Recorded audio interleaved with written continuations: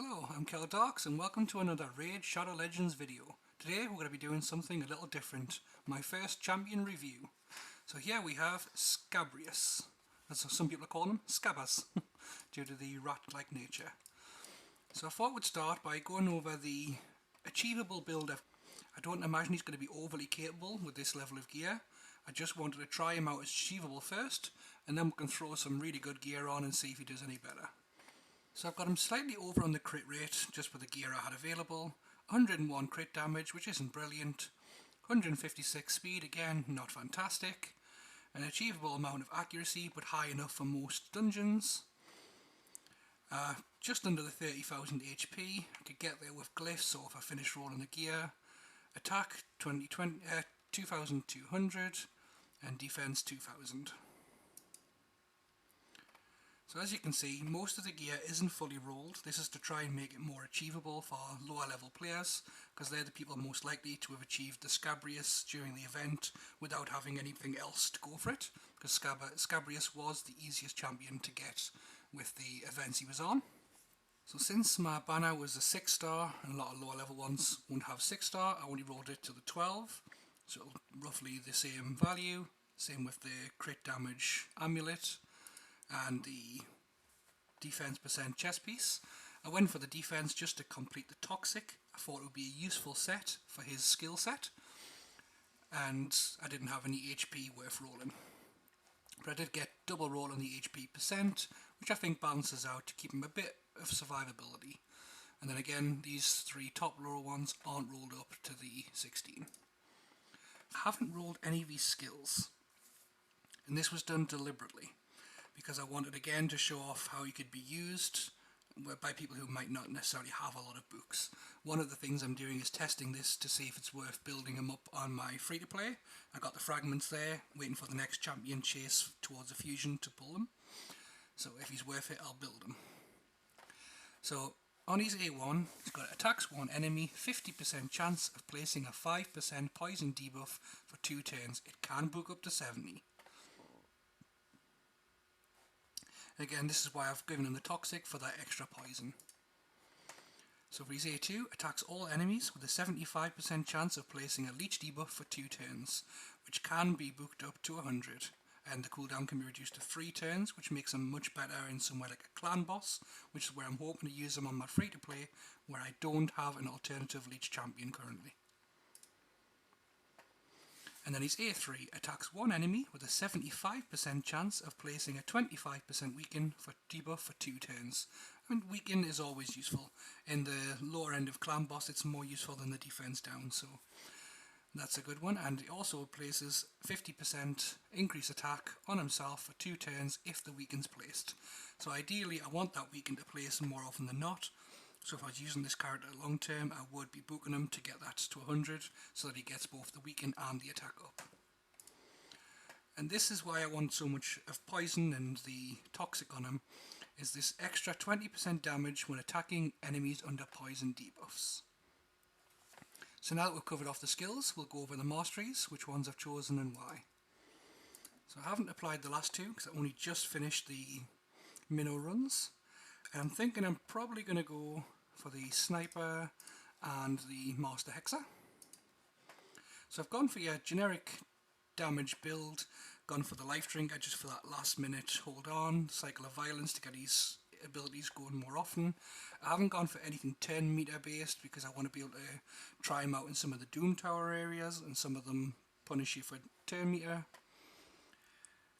Not going to be doing primary damage, he's going to be mostly using these poisons, I think. So instead of going for one of these and trying to get extra damage for kills and extra shield, I'm going to go for the sniper for the extra 5% chance to place his debuffs, which will help, and the master hexer for the chance to extend them. So now let's jump in and try him out in some content. I guess the sensible option is just to try him in some different areas and see how he affects different outcomes. So he's magic affinity, so I could take him into the spirit keep.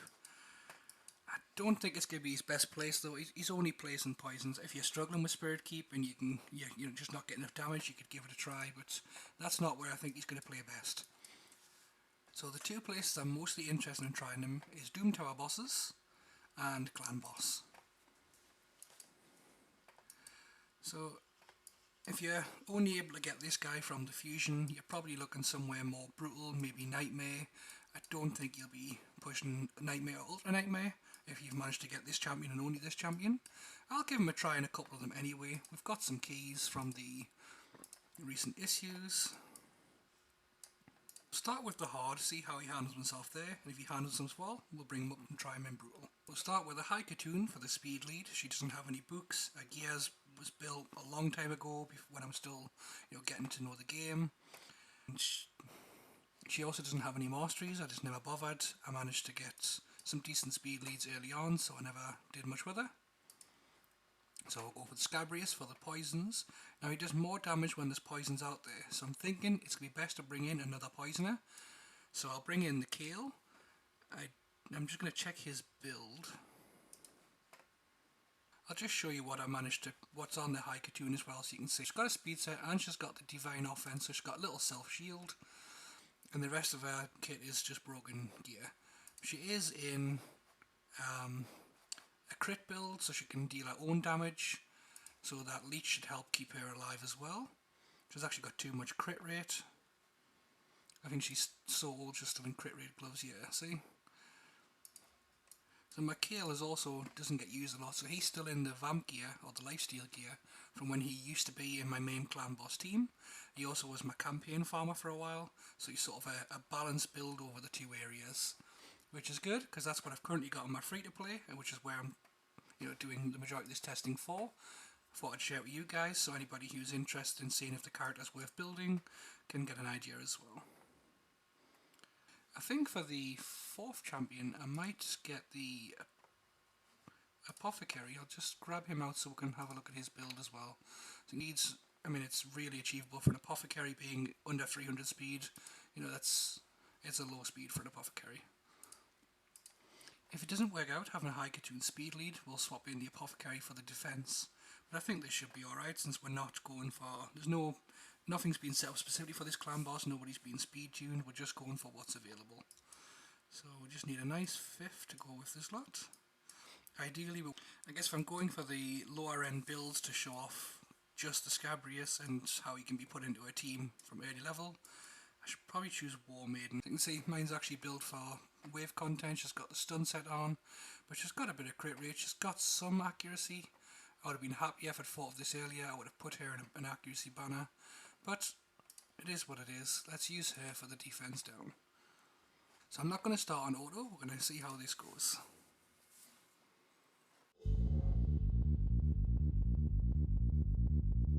We'll go for the weaken from Scabrius first, and we are going to look to see how his damage lands. 58,000. We'll go for this leech next to try and get the team healing. Still managed to 58,000, just while failing to place the leech.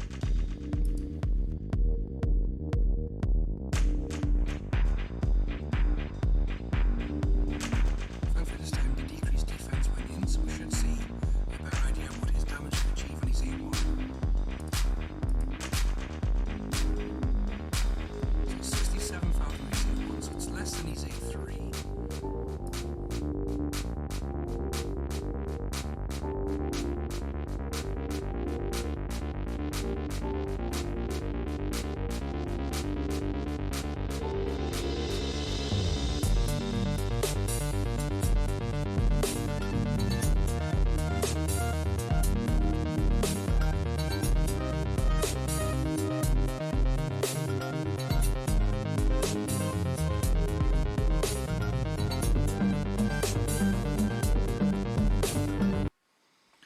So he dealt 2.8, which is about half of the Kale, so not fantastic damage. I mean, he did beat Apothecary and the other two, of course.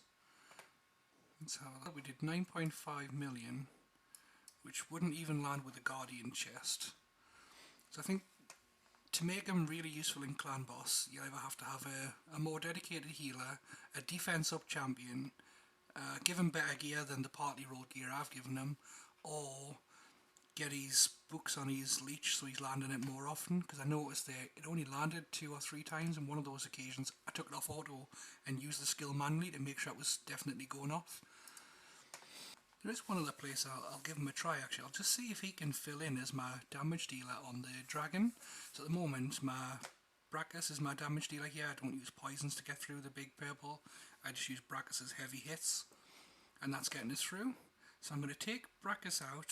So replace Brachus with the Scabrius, and we'll give this a try.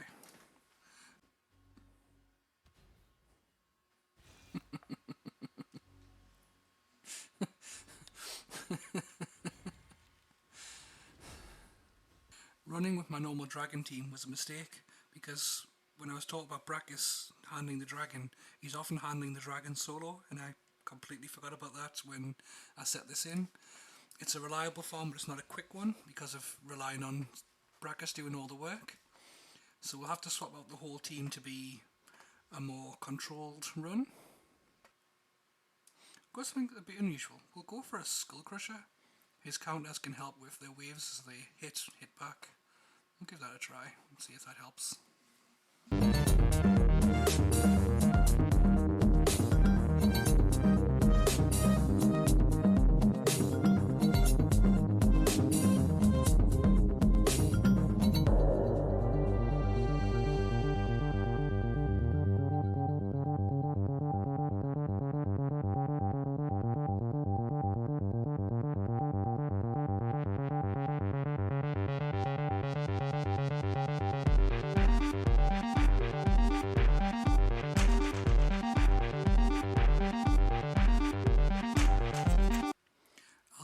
Try taking them into the Magma Dragon as a potential damage dealer. I'm not sure if his damage is going to be enough. This is floor 110 normal.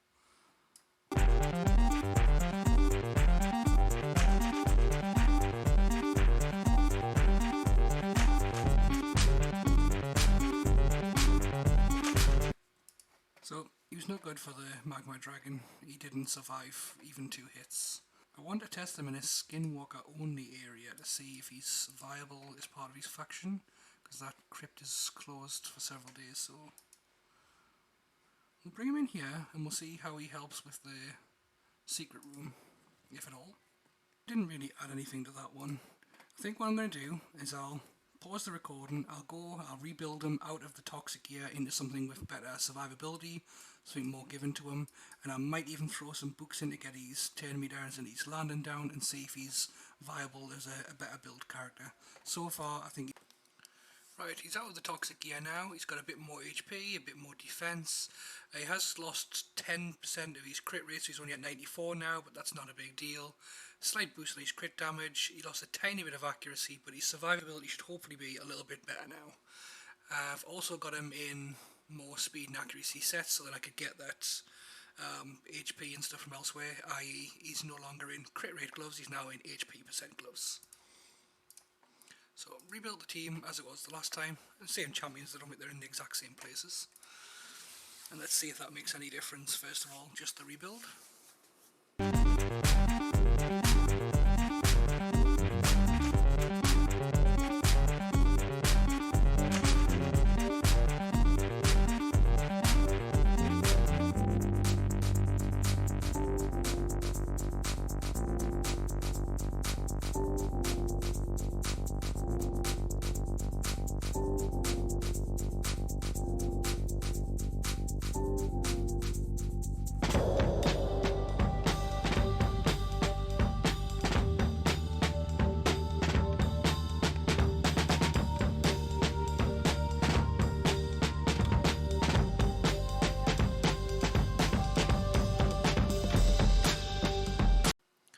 Was certainly an improvement over last time. Last time it was somewhere around 7 something, and this time by the time that the same turn came around, they were already on 9, so it was already looking hopeful. He out-survived the Kale for the survivability, which I wasn't expecting, and his damage is again increased, so Apothecaries has barely changed. Kale's has obviously gone up by about an extra million for the extra turns, and Scabrius has gone up I think about 1 million as well. I'm sure he was around 3 last time. I can double check. That's definitely an improvement. So I think the biggest change there didn't actually come so much from the gear, is the fact that I did book them out, trying just to get this cooldown. So by the time I was there, it had 10% off on the poisons, one cooldown off on the weekend, which is brilliant for the clan boss anyway, so I just went for it. So I think whether I'm going to use him on my free-to-play is going to come down mostly to whether I get anybody else for Leech between now and the time that I build him from his fragments. Before I try the faction-specific one, I'm going to see if I can use him to help me finish this uncompleted epic room. I've been struggling mostly because of survivability in here. And my seer is not the most powerful seer in the world, so she's not brilliant for this. But we'll chuck her in for the resist, mostly miscreated of course, for the stuns and shields. And defense down.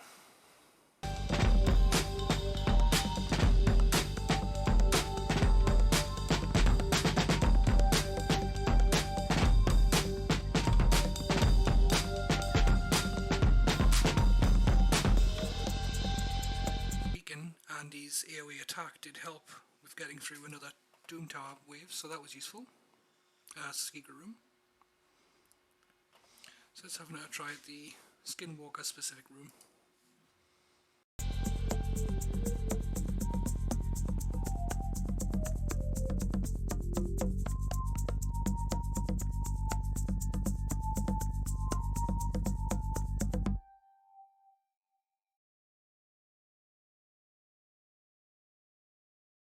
He did much better that time round. He didn't die, which he did the first time, so maybe he's going to be useful. We'll have to see how it goes when the faction crypt opens. So after rebuilding him and booking him, I think I'm going to stand with my previous statement. He is going to be worth it if you don't have any leeches for the clan boss, or if you don't have the weekends for the clan boss, especially if you don't have a champion that takes care of both at once. He is going to need books, unfortunately, I think, to be viable. These leeches weren't placing often enough without them, and the weekend 75% was probably fine, so if you can only book his A2, it's probably fine to do it that way and leave the A3, but getting it down to 4 turns is probably a good idea anyway for the A3, if you've got the spare books. Just a quick interruption in the video, and on recording another video for Ninja, I found that the Scabrius can still be useful as far as Nightmare so far. He helped bring my damage up 4 to 6 million on Nightmare clan boss. So bear that in mind when you're considering him. He can be useful further than the levels tested here with the right team. And once that video is available, I'll pop it in the corner or maybe in a pinned comment, so have a look and see if that can help you decide for your Scabrius or not. Anyway, back to the video. So I'm going to end the video there, say thank you very much for watching my first character guide on Scabrius, and I'll see you all next time for some more Raid Shadow Legends.